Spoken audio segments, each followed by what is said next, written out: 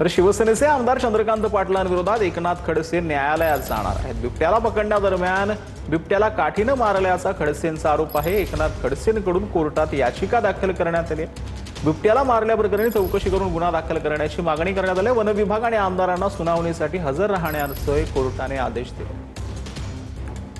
बिबट्याच्या ठिकाणी असा अर्धवट बेशुद्ध अवस्थेत असताना त्याला मारहाण करणं हा गुन्हा आहे।